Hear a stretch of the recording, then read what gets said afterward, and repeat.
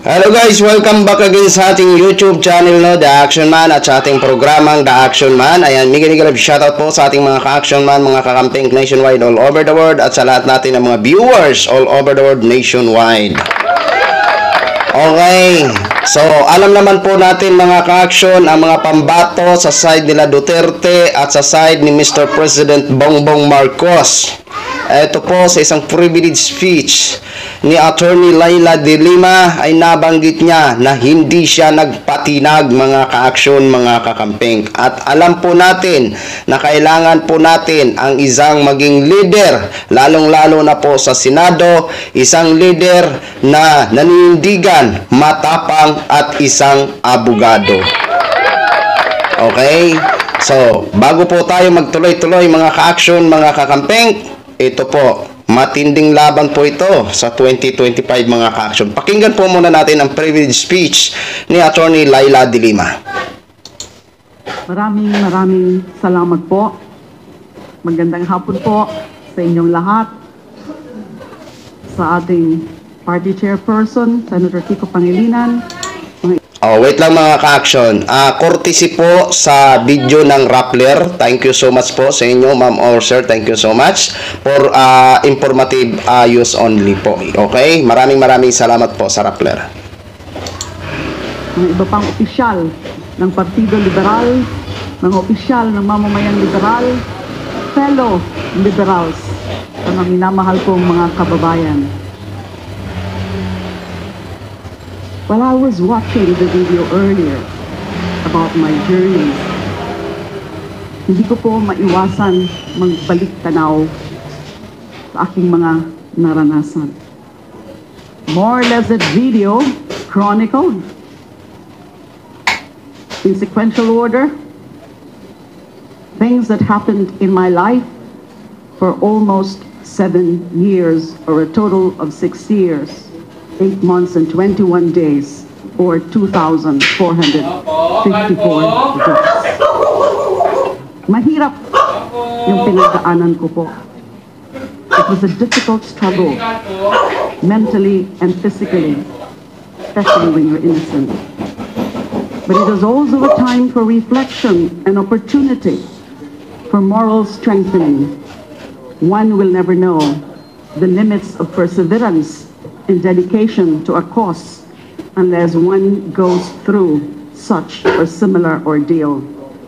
It was also turbulent, lalo na nung panahon ng pandemic na halos wala po akong bisita, lalo na nung ako ay hinostage sa loob ng aking quarters. Mahirap po yon. And it was a time of missed opportunities to spend time with friends and loved ones and relatives on their last moments in this world. There were a lot of them. I was not even able to go to their wakes or burials and comfort their bereaved families. The death of Pinoy, the death of Sek Dinky Soliman, the death of my sister-in-law pained me most. In all those years of my journey, I chose defiance over submission or submissiveness.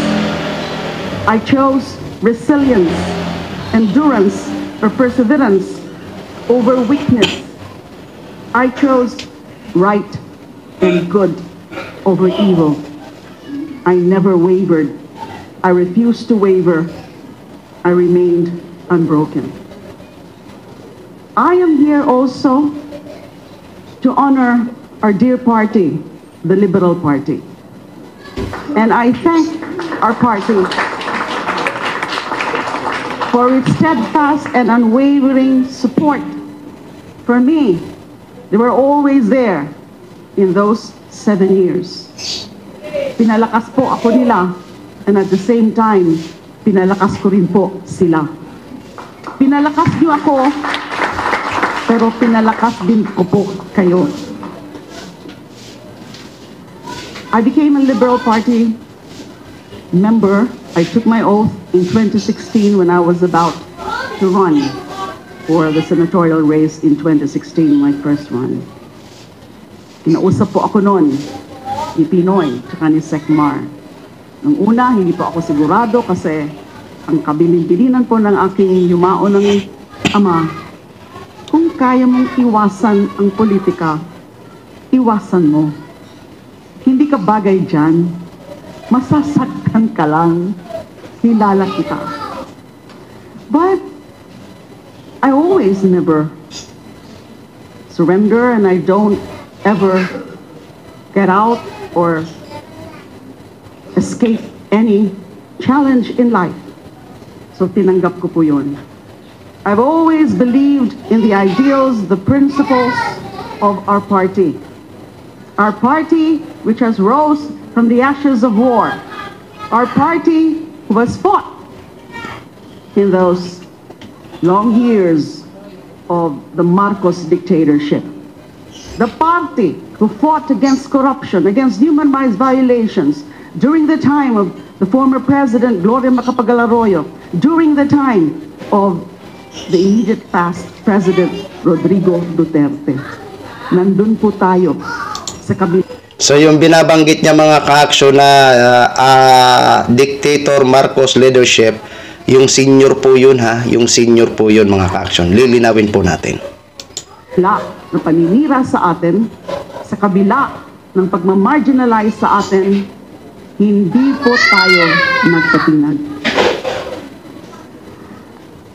As I stand here, I do not just do so as a former senator who was wrongfully imprisoned, but as a Filipino who will never stop fighting for justice.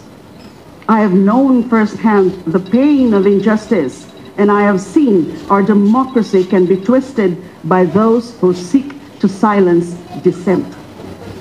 But I am here because I believe in the resilience of the Filipino people, in the power of truth, and in the strength of our collective will to demand better for ourselves and for our country. Our vision, our party's vision, is clear. A country where justice reigns, where democracy thrives, and where every Filipino, no matter their background or status, can live with dignity and opportunity. But that vision starts with the decisions we make today, with the battle we choose to fight in this moment. I know many of us look back with fondness on the days when the Liberal Party was in power, when we fought for reforms that made a difference in the lives of Filipinos. The 2022 elections may seem like a distant memory, but it understands the sentiment that there is nostalgia for a time when democracy seemed secure and our fight for justice felt closer to victory. But friends, fellow liberals, our fight is not in the past. Our fight is here in the now.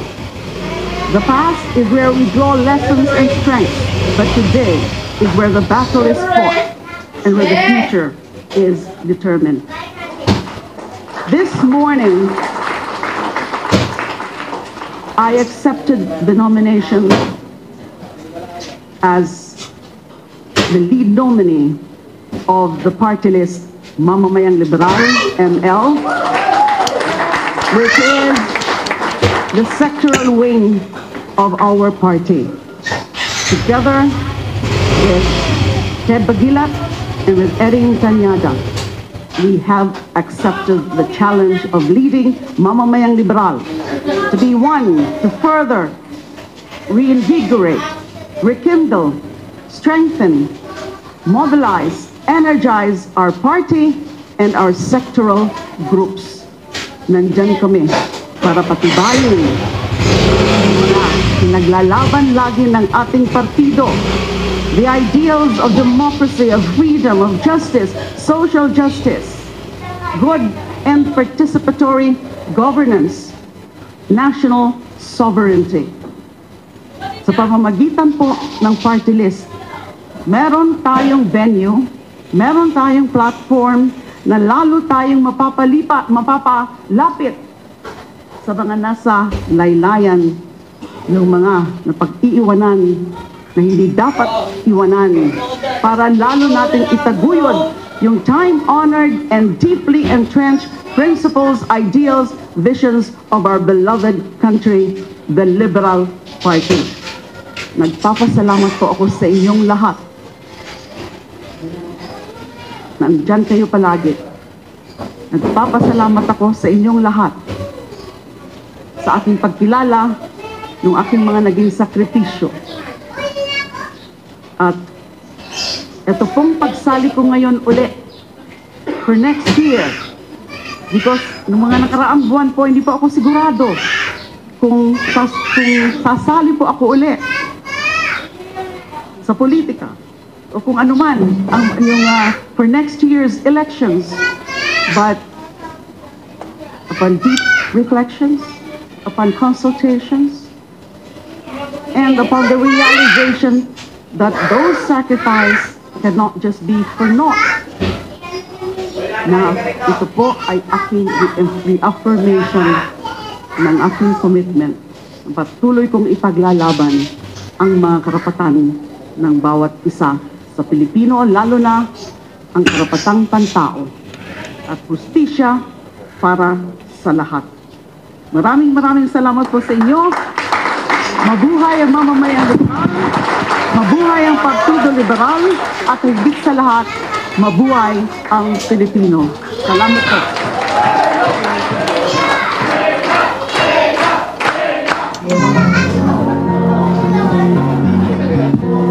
Mabuhay ang liberal! Mabuhay ang liberal! So ayan na po mga ka-action, mga kakamping ha. Ayan po si Attorney Laila de Lima, si Kiko Pangilinan, si Tidi Bagilat, and then si Bam Aquino. Yung isa matangkad yun, hindi ko kilala mga ka-action, mga kakamping. Okay? So yan po ang mga nominee pa lang sa ngayon, mga ka-action, mga kakamping. Okay? Hindi ko alam kung madadagdagan pa yan, mga ka-action, mga kakamping, ha? So, alam na natin, no? Alam na natin kung sino ang karapat-dapat at hindi na karapat-dapat. Yung mga opisyal na subok na sa pagmomonitor natin habang sila ay nakaupo, ay para bang hindi sila patas, bahala na kayo maghusga sa 2025. Kailangan natin bigyan ng pagkakataon yung mga bago para masubukan natin kung gaano ba sila katotoo, kung sila ba ay maninindigan at patas ang kanilang serbisyo sa ating mamamayang Pilipino. Okay? Ayan po mga ka-action, mga kakamping ha. At siyempre kailangan natin ang isang Attorney Laila de Lima sa Senado. Alam naman po natin na ang side ng mga Duterte ay mukhang tatakbo yata sila. Okay? Kaya alam natin, sabi ko nga, kung ayaw na natin maulit ang mga masakit at dinanas ng iilan sa atin ng mga opisyal, sana naman gumising tayo. Iboto ang tama. Ito yung sinasabi, kung si Vice nagsabi, never again. Ngayon tayo naman ang magsasabi din na never again. Okay, so yun lang po mga ka-action, mga kakamping knog, share ko lang po sa inyo. Muli, maraming salamat po sa Rappler. Thank you so much ha. Sana po pagbigyan niyo po ako na ginamit ko po ang video nyo. And then, pasensya na din po kayo sa mga bata na sobrang ingay sa lugar ko. Alam ko po na nasanay na kayo sa original na background ng ingay. Okay? So maraming salamat po sa lahat natin ng mga viewers, Luzon, Visayas at Mindanao all over the world. Ako po ang inyong lingkod, si Action Man. Have a good day, everyone. Beautiful.